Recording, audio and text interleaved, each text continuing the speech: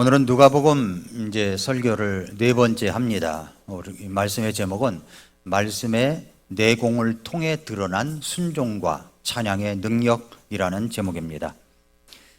여기 오늘 본문에 보면은 마리아가 엘리사벳을 찾아가는 이야기와 그리고 마리아의 노래가 기록되어 있습니다. 저는 보통 이제 저녁에 이제 잠을 자게 되면 10시, 11시 사이에 이제 잠을 자려고 합니다. 그리고 이제 4시 40분쯤에 일어납니다. 보통 7시간 이상을 자야 된다고 이야기를 하는데 그렇게 되면 수면 시간이 11시 넘을 때도 자고 그래서 조금 모자란 듯 해서 아무튼 많이 자려고 노력을 합니다만은, 그런데 그날은 조금 일찍 잠이 들었는데 깨보니까 지난주에도 말씀드렸던 것처럼 11시 30분에 깨웠어요. 그 이후로 잠이 안 왔습니다. 그래서 제가 이게 잠이 안 올 때는 말씀을 묵상하면 잠이 잘 오더라라는 소문이 있어가지고 제가 이제 말씀을 이제 묵상을 했는데 한 4시간 동안 이제 했던 것 같아요. 그때 마리아의 찬가, 오늘 말씀을 이제 묵상을 하게 됐습니다. 그런데 이 마리아가 그냥 하나님께서 역사하신 것들을 그냥 노래했다라고만 생각을 했는데, 말씀의 의미를 캐나다 보니까 정말 마리아라는 이 처녀가 보통 분이 아니구나 라는 생각을 갖게 됐습니다. 오늘 말씀의 1장 46절에 보니까 내 혼이 주를 크게 높이고 라고 말씀을 합니다. 오늘 말씀에 마리아의 노래를 라틴어로 마그니피캇이라고 합니다. 마그니피캇. 그래서 오늘은 제가 마그니피캇, 이건 두 번째 대지에서 이야기를 하고 두 문단의 본문을 가지고 말씀을 아는 것을 통해서 내공을 통해서 드러난 순종과 찬양의 능력이라고 하는 제목으로 말씀을 전하도록 하겠습니다. 먼저 첫 번째로 39절부터 45절까지 보면은 마리아가 엘리사벳을 찾아가는 이야기가 나옵니다. 그 당시에 마리아가 일어나 서둘러 산간지방으로 가서 유다의 한 도시에 이르러 라고 했거든요. 그러니까 천사가 엘리사벳의 상황에 대해서 알려주었기 때문에 마리아가 엘리사벳을 찾아가는 그런 내용입니다. 나사렛에서 사가랴가 사는 예루살렘 근교까지 얼마나 걸리느냐? 그래서 제가 구글 지도를 찾아봤어요. 한번 보여주시겠어요? 예, 구글 지도를 제가 찾아보니까 요런 거리입니다. 요런 거리인데, 근데 산악지방, 유대 산악지방으로 언급되어 있습니다. 그러니까 산악지방, 그때는 지금과 같이 그렇게 도로가 잘 나아져 있는 것이 아니기 때문에 산을 넘어 그렇게 이제 예루살렘 근교에 있는 사가랴가 사는 집까지 가게 된 것입니다. 그런데 보통 전통적으로 뭐라고 얘기냐면은 사가랴의 집이 아인 카림이라고 이야기합니다. 아인 카림. 그러니까 예루살렘에서 한 7km 떨어진 그런 지방 도시인데 그곳에 사가랴가 살고 있었다라고 이야기를 합니다. 그런데 그 거리가 얼마나 걸리느냐? 지금으로 따지면 자동차로 하면은 2시간에서 3시간 정도 걸립니다. 걸어서는 얼마나 걸릴까요? 많이 걸릴 겁니다. 많이 걸려요. 요즘에 청소년들이 공연을 보기 위해서 지난 주간에 이렇게 올림픽 공원에 있는 것을 보고 참 대단하다라고 생각이 들었어요. 한 공연을 보기 위해서 저런 열정이 있구나. 근데 저 낱말하면 뭐합니까? 저도 그런 적이 있었어요. 저도 10대 때 아마 중학교도 올라가지 않았을 때인 것 같아요. 한 6학년 때쯤 됐나? 제가 이제 평택시에 살고 있었는데 평택시에서 좀 떨어진 곳입니다. 그런데 평택 농장이라는 곳에서 이 남진이 와서 쇼를 한다는 겁니다. 그래서 제가 남진, 저 푸른 초원 위에 그림 같은 집을 짓기 위해서 걸어서 갔는데 그 거리가 얼마인지도 모르고 갔는데 지금 보니까 거리가 상당한 거예요. 그게 50km가 넘는 거예요. 50km가. 그 거리를 걸어갔다가 걸어온 겁니다.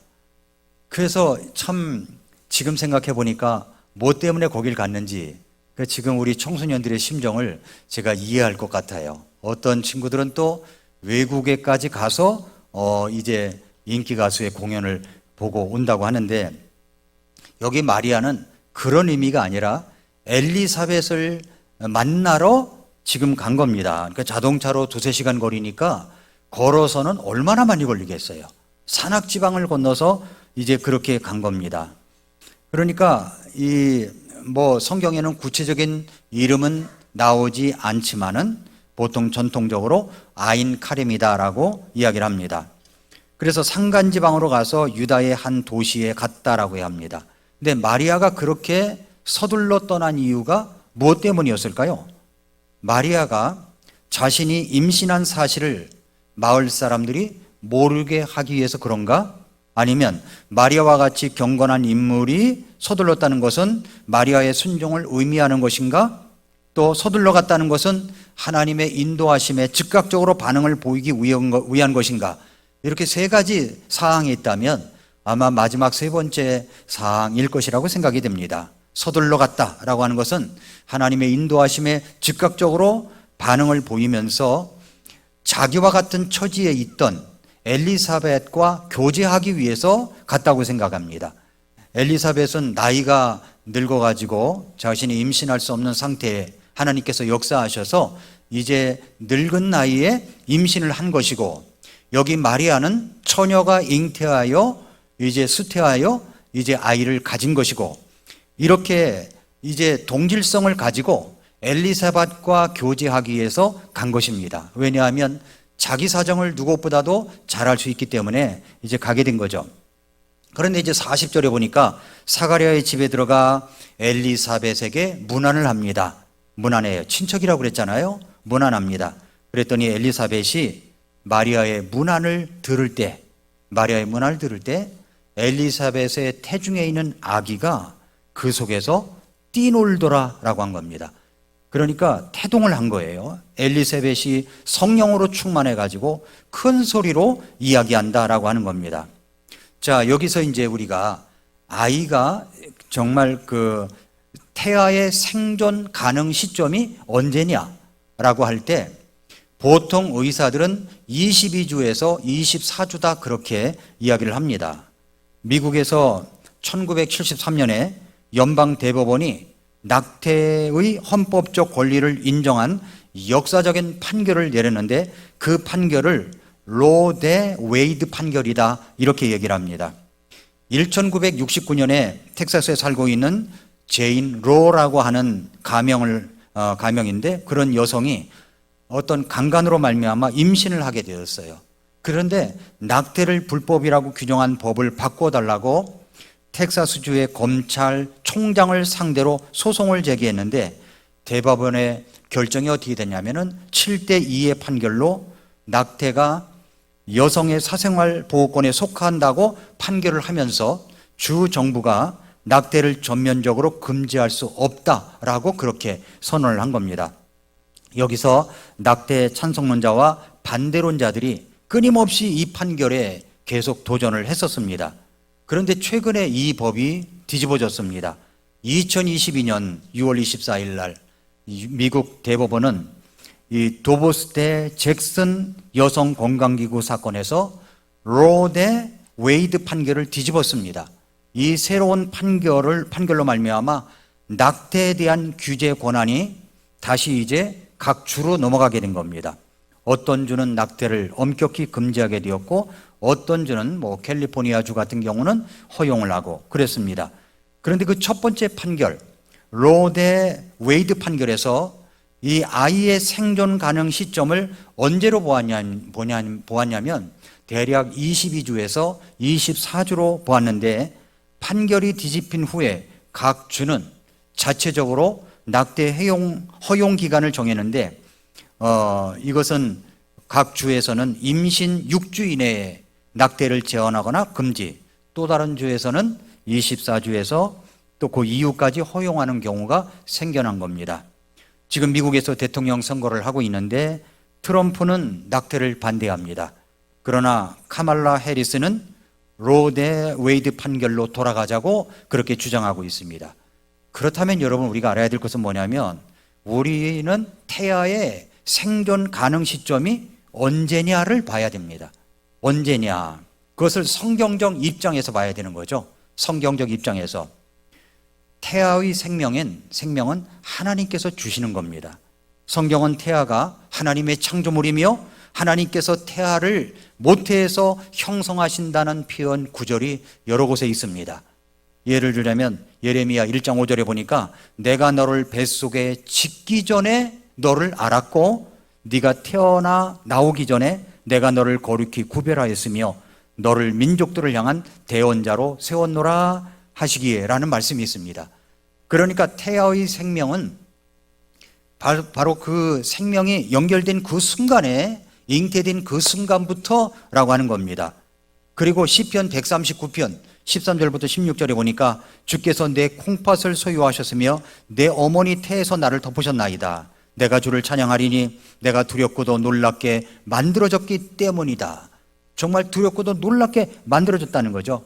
다윗은 하나님께서 태중에서 자신을 만드셨다고 그렇게 찬양하고 있습니다. 이는 태아가 이미 하나님의 계획과 보호하심 아래 있음을 나타내고 있는 겁니다. 그러면 생명에 대한 성경적 관점은 수정 순간부터 태아가 존중받아야 하는 생명이라는 관점을 성경에서 이야기하고 있는 것이죠. 이것은 생명에 대한 보호와 존중을 강조하는 이 성경적 표현, 그리고 성경의 관점에서 볼 때 우리는 그렇게 세상의 어떤 법이 어떻게 판결을 내려도 어떤 법이 생겨나도 성경적 관점에서 우리는 이것을 봐야 된다고 하는 겁니다. 의학적으로 태아의 생존 가능 시간은 22주에서 24주 사이로 여겨집니다마는 그러나 하나님께서는 바로 이 잉태된 순간부터 그때부터 바로 태아가 존중을 받아야 된다라고 하는 겁니다. 오늘 말씀에도 그랬잖아요. 사가랴의 집에 들어가 엘리사벳에게 문안하니 엘리사벳이 마리아의 문안을 들을 때 아기가 그녀의 태 속에서 뛰놀았다라고 하는 겁니다. 뛰놀았다는 거죠. 마리아가 엘리사벳에게 가서 문안 인사를 합니다. 그러자 이 아이가 엘리사벳의 태 속에서 아기가 뛰놀았어요. 뛰놀더라라는 말은 단순히 어떤 신체적 움직임을 넘어서서 이것은 성령의 역사를 통한 기쁨의 표현으로 이해할 수가 있는 겁니다. 예수님의 탄생과 구속사역을 예고하는 사건이라고 할 수가 있죠. 태아가 기쁨에 반응해가지고 뛰는 모습은 바로 예수님의 도래를 환영하는 사인이다 라고 우리가 알 수가 있는 겁니다. 엘리사벳이 반응을 보입니다. 43절에 내 주의 어머니가 내게 오다니 어디에서 이 일이 내게 오는가. 마리아가 자초지정을 이야기한 게 아닙니다. 엘리사벳은 하나님께서 깨닫게 해주신 것이 있었어요. 그리고 내 주의 어머니가 내게 오다니 라고 이야기를 합니다. 여기 주라는 말은 복음서에서 166회가 나오고 누가복음에서만 95회가 나오는 단어입니다. 하나님의 신성한 이름 야훼를 큐리오스로 번역을 한 거죠. 각각 이제 대비를 이루면서 예수 그리스도의 우원성을 나타내는 겁니다. 여기 침례 요한의 탄생, 수태된 침례 요한과 그리고 이제 예수 그리스도의 수태된 모습에서 대비를 이루면서 이 엘리사벳의 수태된 요한은 예수님의 길을 예비하는 자로서의 모습을 나타내는 것이고 마리아에게서 잉태된 예수님은 바로 그 길을 걸어가시는 예수님을 이야기하는 겁니다. 1장 39절부터 45절까지 보면은 아무 말도 없이 방문했을 뿐인데 임신한 사실을 압니다. 문안 인사를 듣고 아기가 뛰놉니다. 그러면서 45절에 이 엘리사벳이 이렇게 이야기합니다. 믿은 여자가 복이 있나니 주께서 그녀에게 말씀하신 그 일들이 반드시 이루어질 것이기 때문이라 하니라. 여러분, 믿은 여자가 복이 있습니다. 말씀하시면 믿음으로 받아들이는 것. 엘리사벳은 이미 경험을 했던 여인이에요. 그런데 여기 또 마리아를 만났을 때 마리아의 모습을 보고 믿은 여자가 복이 있다라고 하는 겁니다. 요약하자면 마리아는 천사 가브리엘로부터 예수님의 탄생 소식을 들었을 때 그 소식을 얼마나 중대한 일인지 깊이 깨달았습니다. 하지만 그녀는 두려워하거나 의심하지 않고 즉시 순종해서 엘리사벳에게 간 것입니다. 마리아는 이미 자신의 삶에서 하나님의 말씀을 온전히 신뢰하고 순종하는 훈련이 되어 있었던 것입니다. 그런데 여기 성령 안에서 이제 왜 갔느냐 생각해 보니까, 왜 갔느냐라고 할 때 여기에 성령 안에서의 교제 때문에 갔다는 겁니다. 여기 마리아가 이제 엘리사벳을 찾아갔습니다. 엘리사벳을 찾아갔는데, 그런데 이 마리아가 왜 엘리사벳을 찾아갔느냐 했더니 마음을 나눌 수 있는 사람이 필요했다는 거죠. 마음을 나눌 수 있는 사람이 필요했던 겁니다. 그래서 이제 엘리사벳을 이제 찾아가게 된 겁니다. 근데 엘리사벳을 찾아가면서 그 엘리사벳의 사정과 이 마리아의 사정이 있겠죠.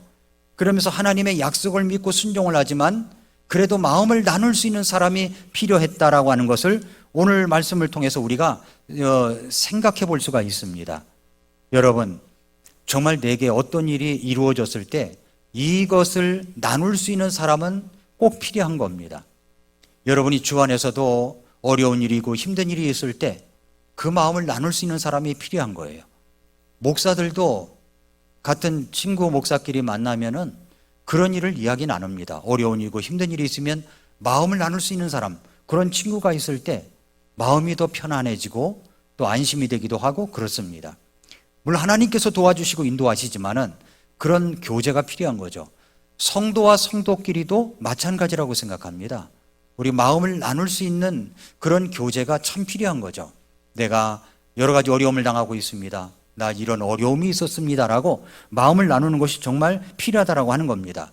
그래서 여기 마리아와 엘리사벳의 모습을 보면은 그렇게 마음을 나누었다라고 하는 것을 우리가 볼 수가 있고, 성령 안에서의 교제가 있었다라고 하는 것을 볼 수가 있습니다. 말씀이 반드시 이루어지리라고 믿은 그 여자는 복이 있도다라고 엘리사벳이 마리아를 향하여 축복을 합니다. 마리아의 복은 그저 예수님의 어머니가 된 데서 오는 것이 아니라 하나님의 말씀을 믿고 순종한 믿음에서부터 왔다라고 하는 것을 이 말씀을 통해서 볼 수가 있는 것입니다. 자, 이것이 이제 첫 번째 단락의 이야기고, 두 번째 단락의 이야기는 뭐냐면 46절부터 55절까지입니다. 이것은 제가 대지에 제목을 붙이기를 성경을 꿰뚫은 마리아의 찬양이다, 이렇게 이제 붙여봤습니다.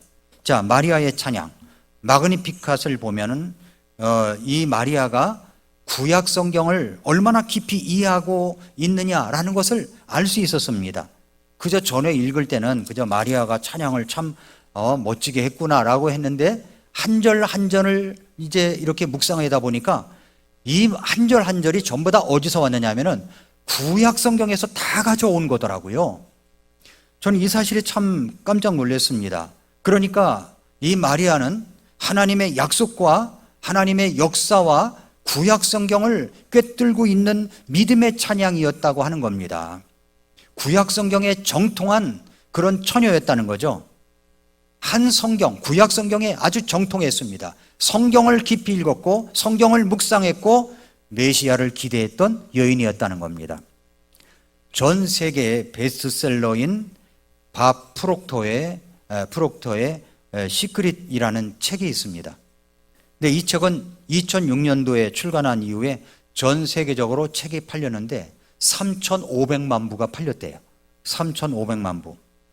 그런데 이 책이 50개국 이상의 언어로 번역된 책으로서 자기개발 분야에서 큰 성공을 거둔 작품 중에 하나입니다. 이 밥 프록터는 어떻게 이런 특별한 작가가 되었느냐 했더니 자기 책에서 그런 얘기를 해요. 한 권의 책을 읽었기 때문이라는 거예요. 한 권의 책. 그 책을 얼마나 많이 읽었던지 책이 그냥 너덜너덜해가지고 조각조각 난 것을 붙이고 그런 책이 있었다는 겁니다. 어떻게 이렇게 참 베스트셀러 작가가 됐습니까? 그랬더니 이제 그것을 직접 방문했던 사람이 추천사를 썼는데 그 쓴 분이 한국 사람이에요. 근데 그분에게 책을 가져오는데 그 책을 너덜너덜하게 되었다라는 거예요. 얼마나 많이 읽었는지 수백 번을 읽었답니다. 완전히 걸레짝이 되도록 씹어 먹었다는 거죠. 책을 완전히 씹어 먹었다는 거예요. 한 권의 책을 그렇게 수백 번을 읽었는데 그 후에 이 밥 프록토의 인생이 180도 변하게 되었다는 겁니다. 어떤 책이냐? 그 책이 바로 나폴레온 힐이 지은 생각하라 그리고 부자가 되어라, 이 책이었다는 거예요. 사람들은 자기계발서의 성경이다 이렇게까지도 평가하는 책입니다.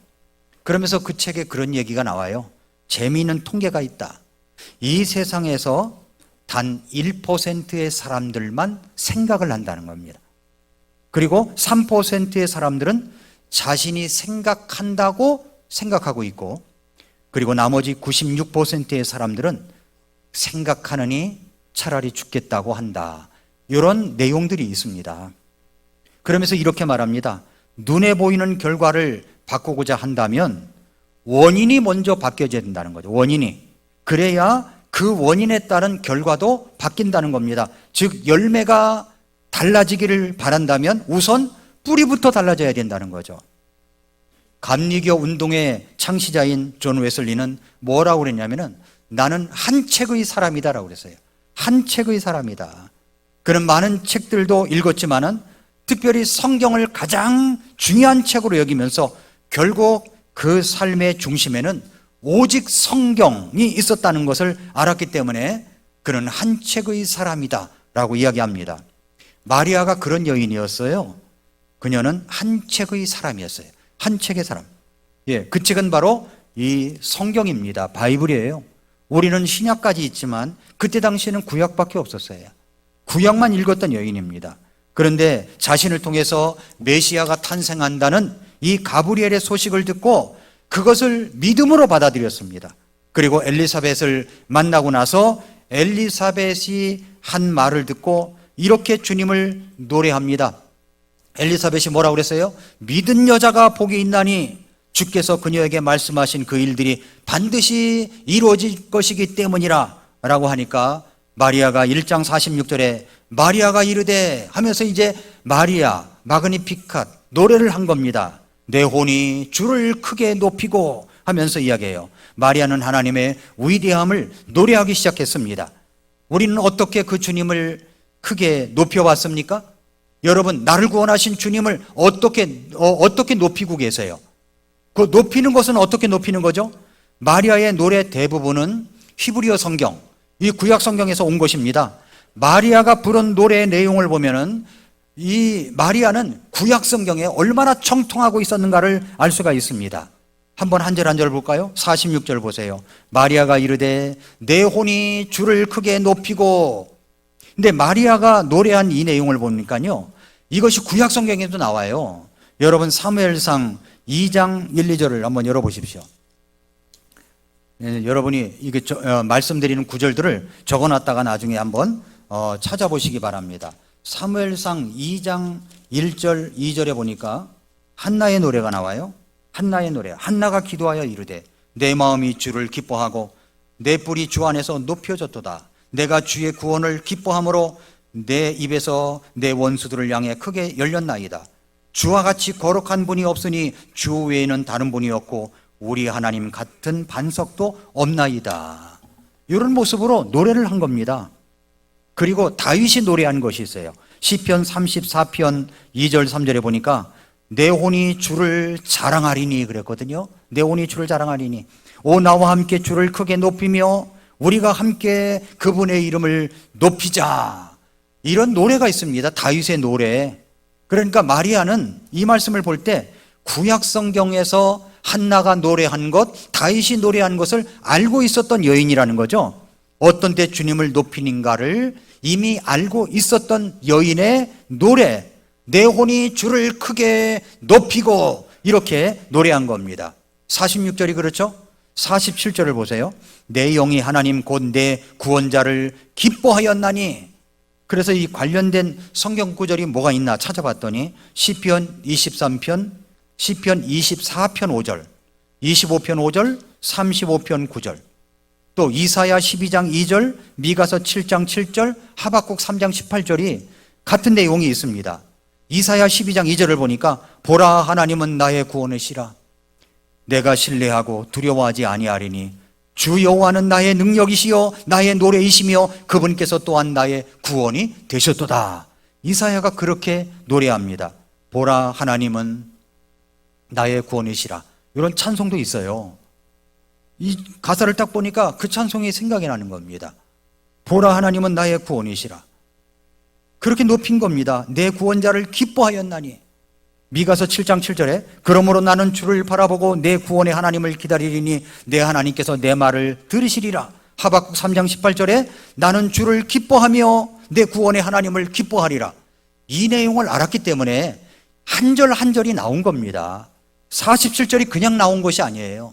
47절이 마리아가 그냥 노래한 게 아닙니다. 내 영이 하나님 곧 내 구원자를 기뻐하였나니 라는 그 구절은 바로 이렇게 뒷받침되는 구절들이 있었기 때문이라는 거죠.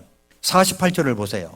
이는 그분께서 자신의 여종의 낮은 처지에 관심을 두셨기 때문이라. 보라 이제부터 모든 세대가 나를 복받은 자라 하리라.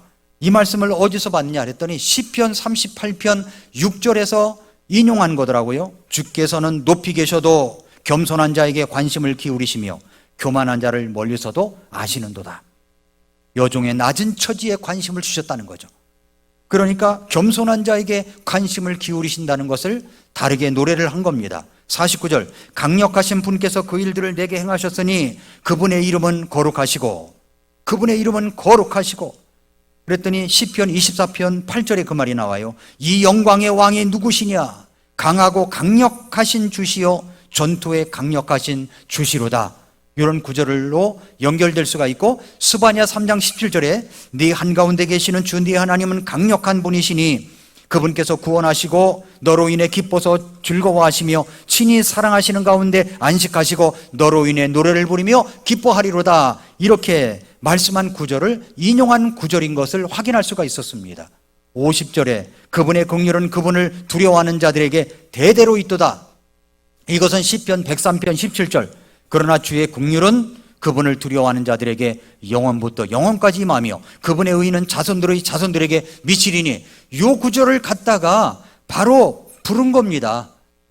51절에도 마찬가지예요. 52절, 53절 이 내용을 다 할 수가 있지만 제가 시간상 다 하진 않겠습니다만은 다 이 뒷받침되는 구절들이 있어요. 50절은 시편 103편 17절, 51절은 시편 98편 1절, 시편 118편 15절, 52절은 시편 2편, 그리고 사무엘상 2장 8절 한나의 노래를 인용한 것이고 53절은 굶주린 자들을 좋은 것들을 배부르게 하시며 부자들을 빈손으로 보내셨다는 시편 107편 9절, 54절은 시편 41편 8절부터 10절, 그리고 55절은 창세기 17장 9절. 55절 한번 보세요. 55절에 이것은 곧 그분께서 우리 조상들과 아브라함 얘기가 나와요. 여기 아브라함과 그의 씨에게 영원히 말씀하신 것과 같도다. 아브라함의 이야기까지 꺼내요. 마리아가. 이 말은 무슨 말이냐면은 창세기 17장 19절에서 너는 그의 이름을 이삭이라 하라. 내가 내 언약을 그와 또 그의 뒤를 이을 그의 씨와 세워 영존하는 언약으로 삼으리라. 그의 뒤를 이을 그의 씨, 영존하는 언약. 시편 132편 11절에 주께서 다윗에게 진리로 맹세하셨으니 그것을 버리고 돌아서지 아니하시리로다. 이르시되 내가 네 몸의 열매 중에서 취해 네 왕좌에 두리라. 이사야 41장 8절 9절에 그러나 나의 종 네 이스라엘아 내가 택한 야곱아 나의 친구 아브라함의 씨야 내가 너를 땅 끝들에서부터 데려왔으며 땅이 우두머리들로부터 너를 불러 내게 이르기를 너는 내 종이라 내가 너를 택하였고 너를 버리지 아니하였느니라. 이렇게 이 마리아는 메시아가 이 창세기의 아브라함 때부터 이어져 내려왔다는 그 약속을 이어져서 알고 있었던 여인이라는 것을 알 수가 있습니다. 그러니까 제가 그 새벽에 묵상을 하면서 이렇게 네 가지를 적어놨어요. 마리아는 구약 성경에 능통했다. 다시 말해서 독서력에 뛰어난 여인이었다. 늘 책을 읽었던 여인이에요. 책을 가까이 했던 여인입니다. 여러분, 우리가 이제 매일 성경 읽기 해가지고서 12월까지 일독을 하자 해서 매일 11장을 읽습니다. 11장 읽는 것 어렵습니까? 여러분, 여기 마리아가 11장만 읽었을까요? 아닐 겁니다.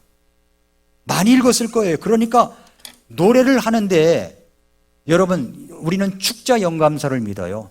마리아가 가진 성격, 마리아가 가진 지식, 마리아의 그 능력을 가지고 성령님께서 역사해서 이 말씀이 기록됐다고 믿습니다.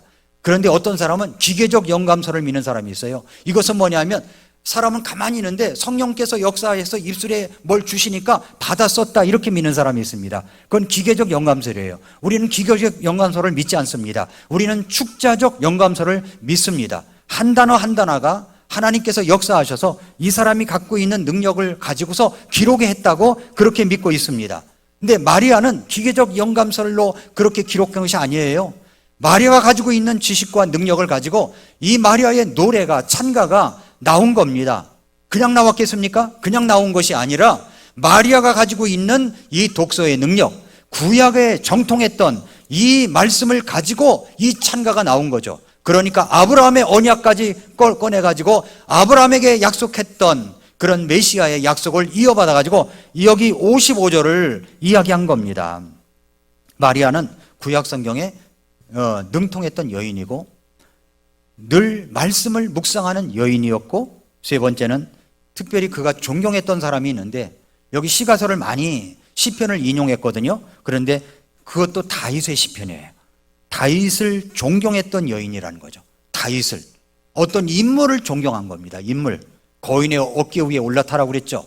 다윗이 노래했던 그 하나님, 다윗이라는 거인 위에 올라탄 거죠. 그리고 또 하나는 아브라함에게 주신 언약을 간파하고 메시아를 기다리는 성도였다라고 하는 겁니다. 하나님이 하나님의 구속 역사를 찬양했습니다. 마리아는. 그래서 마리아는 자신의 찬양을 통해서 아브라함에게 하신 언약을 기억하신다는 사실을 55절에 이야기하고 있습니다. 이것은 하나님께서 아브라함과 맺으신 언약을 통해 메시아를 보내시겠다고 하신 구약의 약속을 기억하고 있는 것이죠. 그러니까 마리아는 하나님의 구속의 역사를 기다리고 있던 여인이었다라고 하는 겁니다. 그리고 이 찬양의 깊이는요, 아주 놀라운 심오한 말씀에서부터 우러나오는 깊이가 있었던 그런 여인입니다. 그래서 우리는 단순한 감정 표현을 넘어서서 하나님의 말씀을 기반으로 한 깊은 신앙의 고백이 되어야 된다는 겁니다. 여러분, 보통 현대 찬양들을 보면은 이것이 세상 음악의 리듬을 다 갖고 들어와 가지고서 그저 명목상의 찬양을 부르는 것이 아닌가. 그저 눈 감고 손 들고 흔들고 이렇게 부르면 무슨 영적인 것 같고 그렇지 않지, 그렇게 생각할 수 있겠지만은 사실은 그렇지 않습니다. 여러분, 우리가 그냥 찬양을 불러도 영적 깊이가 있는 거예요. 깊이가 있습니다. 그러므로 이 마리아는 성경 읽기와 순종, 그 찬양에 능력이 있었던 여인이라는 겁니다. 사랑하는 성도 여러분, 성경을 열심히 읽는 자가 말씀의 능력을 알고 순종할 수가 있는 겁니다. 그리고 성경을 아는 자의 찬양은 깊습니다. 깊어요. 구절 한 절 한 절 한 절이 마음속에 다가오고 있기 때문에 그것을 통해서 내공이 쌓여가지고 나오는 찬양의 능력이 아주 심오하고 깊습니다. 이 말씀을 이제 정리를 하면서 제가 출애굽기 3장을 묵상하게 됐습니다. 한번 출애굽기 3장을 열어보세요. 출애굽기 3장. 출애굽기 3장에 보면은 모세가 불타는 떨기나무에서 하나님을 만나는 내용이 나옵니다. 모세가 이제 장인 이드로의 양떼를 지키고 있었죠. 40년 동안 그 일만 한 겁니다. 그런데 그때 사막 뒤쪽으로 인도하여 하나님의 산 호렙으로 가게 됐는데 거기에서 떨기나무 하나가 있는데 불이 붙은 겁니다. 떨기나무가. 이 사막의 떨기나무는 크지 않아요. 그런데 이 정말 땅따란 그런 나무입니다. 그런데 이 불이 붙으니까 이상한데, 불이 붙는데 불이 붙었으면 재가 돼서 없어져야 되는데 계속 불만 붙은 겁니다. 그래서 가까이 가서 보려고 다가갔다가 하나님을 만난 겁니다. 하나님을 만났어요. 근데 이것을 통해서 뭘 느끼냐면은 하나님은 불 붙는 떨기나무를 통해서 모세의 관심을 끈 겁니다. 모세의 관심을 끌었어요. 주목을 끌고자 그것을 일으켰다는 거죠. 그런데 모세가 이제 그것이 왜 그런가 하여 가까이 가게 됩니다. 그리고 하나님을 만납니다. 우리에게 일어난 많은 사건들이 있어요. 여러분들에게 일어나는 사건이 있습니다. 그건 어려운 일도 있고 고통스러운 일도 있고 즐거운 일도 있을 겁니다. 그런데 그런 사건 속에서 우리는 누구를 만나야 되느냐면 사건만 보는 게 아니라 사건 속에서 하나님을 만나야 된다는 겁니다. 가까이 가서 봐가지고 보니까 거기서 하나님이 역사하시고 하나님이 인도하시는 것을 자기가 깨닫게 된다는 겁니다. 하나님은 우리의 주목을 끌고자 하십니다. 여기 출애굽기 3장은 하나님께서 상황을 설정하신 것입니다. 그러나 우리 속에서 일어나는 일은 우연은 없다고 이야기하지 않습니까? 그래서 사건을 통해서 우리를 만나려는 하나님의 역사를 볼 수가 있습니다. 이럴 때 우리가 갖고 있어야 될 지식이 뭡니까? 하나님을 아는 지식이 있어야 됩니다. 하나님을 아는 지식. 하나님을 아는 지식을 알아가야 됩니다. 제가 아침마다 유튜브 방송을 통해서 여러분들에게 하나님을 아는 지식을 조금씩 여러분들에게 전하고 있습니다. 그것을 60분간 강의하면은 어떤 분은 지루하게 생각할지 모르고 어떤 분은 또 뭐 깊은 지식이다라고 생각할지 몰라요. 그러나 단 10분간 한 가지 하나님의 전지성, 전능성, 편재성, 불변성 이런 것에 이야기를 하면은 그 속에서 하나님에 대한 지식을 쌓는 거죠. 이게 내공이 쌓이는 겁니다. 이런 내공이 쌓였을 때 그때 어떤 사건을 만나게 되면 그 사건 속에서 하나님을 만나게 되는 거예요. 하나님을 아는 지식이 쌓이게 되는 겁니다. 그래서 우리가 해야 될 일은 뭐냐면 마리아처럼 말씀을 아는 내공이 쌓여야 된다는 것을 오늘 우리에게 말씀해 주시고 있는 겁니다. 그러니까 시간을 내서 여러분들이 성경을 읽고 공부하기 전에는 하나님을 진정으로 알 수가 없어요. 우리에게 주신 하나님의 말씀을 의심하면 인생의 상황을 똑바로 보는 중요한 도구를 잃는 것입니다. 그래서 하나님의 말씀을 알아가면 어떤 일이 벌어졌을 때, 어떤 사건이 일어났을 때 그것을 보는 능력과 관점이 달라지게 되는 겁니다. 왜 이런 일이 일어났을까? 그때 하나님을 아는 지식을 통하여 그것을 해석하는 거죠. 그러면 성령님께서 역사하셔서 그 일을 순조롭게 합력하여 선을 이루시는 하나님의 역사를 경험할 수가 있게 되는 겁니다. 그러므로 마리아의 찬양을 통하여 우리는 이것을 깨달을 수 있어야 됩니다. 말씀의 내공을 쌓아가십시오. 그리고 찬양을 하더라도 깊이가 있는 찬양을 들으십시오. 그리고 시간을 내서 하나님의 말씀을 읽어가는, 알아가는 성도 여러분들이 되시기를 바랍니다. 그럴 때 하나님이 영광을 받으실 줄 믿습니다. 기도하겠습니다. 이 시간 머릿속에서 기도할 때 우리는 하나님을 아는 지식이 얼마나 있습니까? 어떤 일이 벌어졌을 때 그걸 믿은 여자가 복이 있다고 했을 때 정말 우리는 그것을 확실히 믿습니까? 어떤 이야기를 들었을 때 그거를 내 마음속에 우러나오는 어떤 찬양이나 고백을 할 때 말씀의 깊이가 얼마나 되십니까? 성도 여러분, 하나님을 아는 지식의 내공이 쌓여가야 됩니다. 하나님, 내가 말씀을 알아가는 능력이 쌓일 수 있도록 도와달라고, 하나님을 아는 지식이 마리아처럼 그렇게 깊이가 있는 모습이 되게 해달라고, 그것이 능력이 된다는 것을 우리가 알고 말씀을 읽어갈 수 있도록 해달라고 우리 같이 기도하겠습니다.